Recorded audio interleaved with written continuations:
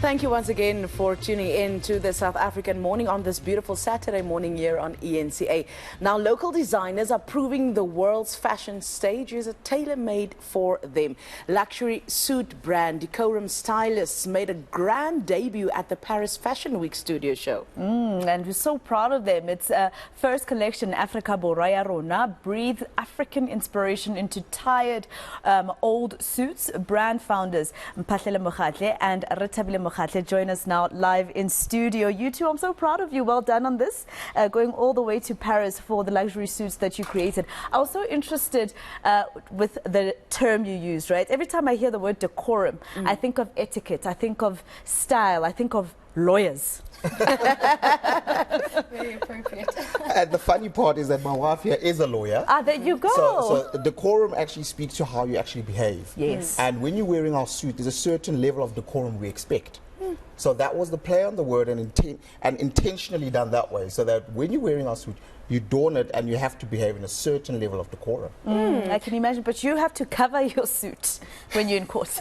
Unfortunately. But yes, as my husband said, you know, decorum is founded really because we're in the professional, when professions. He's a chartered accountant, I'm a lawyer, and we just realized that maybe professionals don't dress as they should be. So we started off with ties and accessories, and it later turned into suits and actually advising and styling professionals. So that's where we started, and that's where we're going really far, we believe. Let's take us back to Paris. How was the range received by the international market? I know they were very impressed by the artistry. Yeah, I mean, it's actually remarkable because for us to take it to that global stage and the reception so amazing. It's always, you know, South Africans or Africans when we go overseas, they're expecting patterns, they're expecting leopards. And for the first time we said we're going to stick to our bold, clean lines, but then blend in our Sishweshwe blend. So we actually created our own Sishweshwe with the Decorum logo within it. And we said, let's keep that spezzatura. So in Italian, there's a word called spezzatura. Elegantly clean, with it looks effortless, but it's just there. And that's what we were going for. It's just there, spezzatura. Listen, talk to us about these designs. I love it.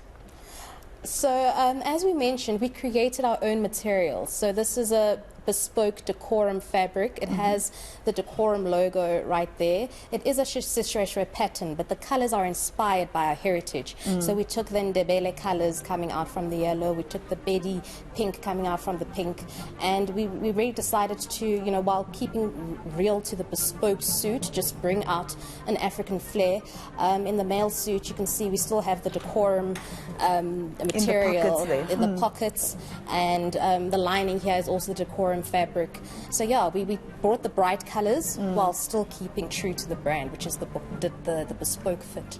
So I was saying to them off air, Jenna, that you know, I'm pretty sure Lesedi's yellow suit would fit me, right? And I absolutely. If Shupi, our wardrobe lady, will allow it, I'll wear it exactly like this, Malaboni. It's gorgeous. With some heels, absolutely. That brings me to my next question as well. You know, when it comes to thick people, you know, the thick, those of us who are thick, are there designs for us? It's custom made?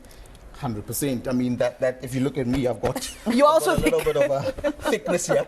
So effectively, because it's bespoke and it's tailor-made, it's made for you.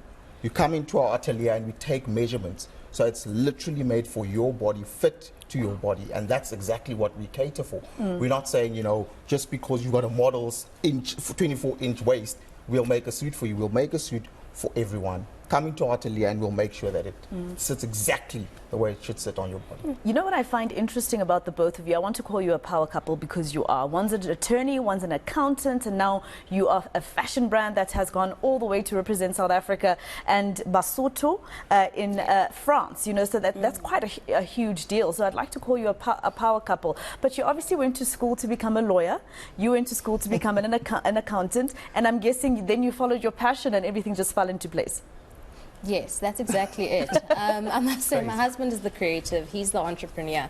His entrepreneurial mind, I always say, quite fascinates me, and it inspires me all the time. So he's really the lead in this business. And the passion, really, it started with him, and I got introduced to it a bit later.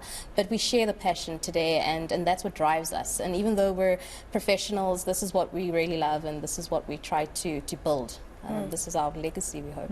Wow. Talk to me about the local market when it comes to luxury suits.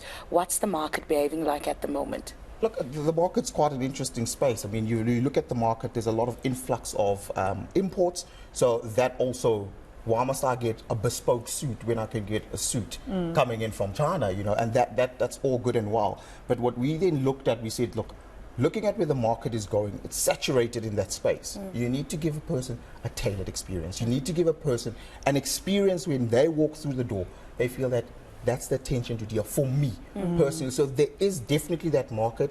It's just catering to their needs. Very needy market, I must say. I mean, it's one of those markets they will call you and say, I've got a wedding next week and things must happen. So very needy market, but the market is definitely there, and we're definitely there to cater for that market. Right, last one from me. You know, I was watching the team just zoom into the beautiful suits that you've created, and you were explaining the seshweshwe that you've put, you know, the details here and there with a bit of ndebele, etc.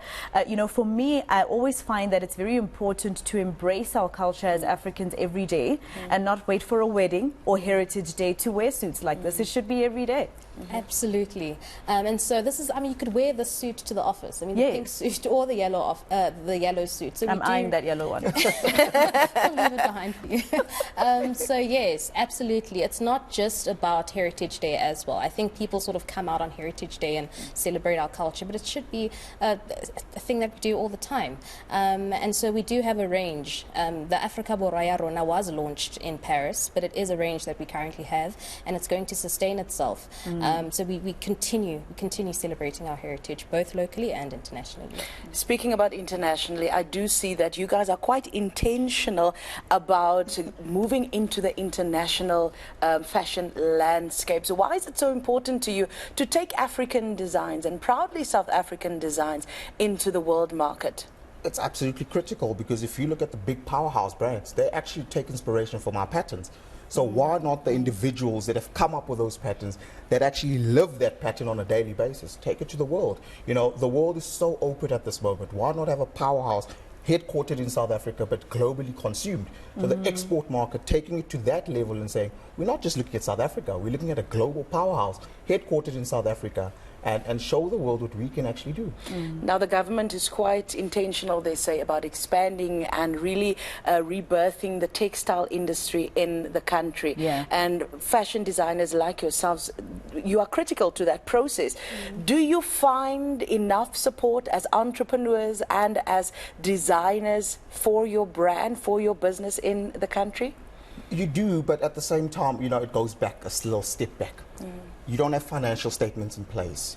You don't have your taxes in place. So the business side of fashion is step one. The creativity comes second. So a lot of designers say, great design's awesome. Okay, let's now try and get funding. There's no financial statements. The taxes are not in place. There's no CRPC that's in place. So the compliance, and that's what we started with. We started with, let's get compliant first. So now when we go to government and we go to DTR and we say, well, look, we want to actually have a big manufacturing plant.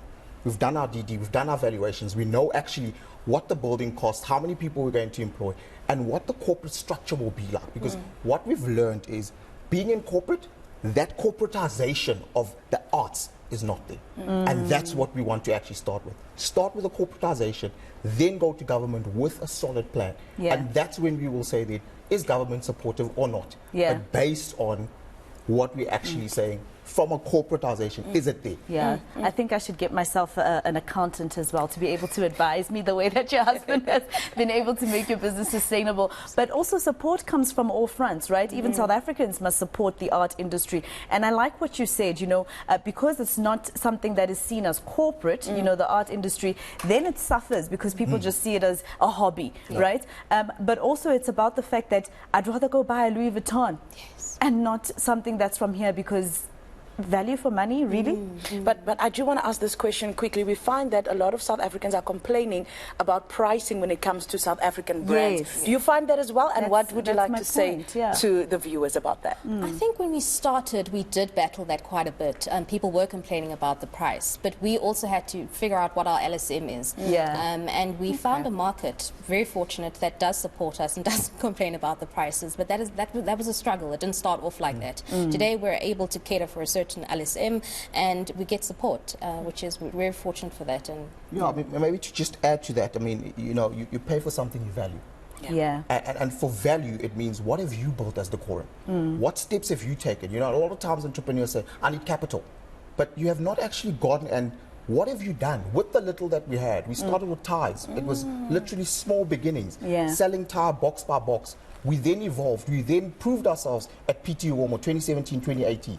We then proved ourselves at Paris Fashion Week. So a lot of the times we don't actually say, what have we done as a step one? And then, you know, elevate the brand. Because pricing also goes with where are you even located? So Yeah, all those things are Mandoza did say uzoyithola kanjani hleze khona. 100%. All right, I'm still eyeing that suit, Lesedi. Thank you very much, both of you, and all the best with your future endeavors. Thank you very much for joining us. Thank you. Thank you so much. If we know anything about eNCA, that suit is staying here. Yeah, it's staying here. You'll see me in it next week.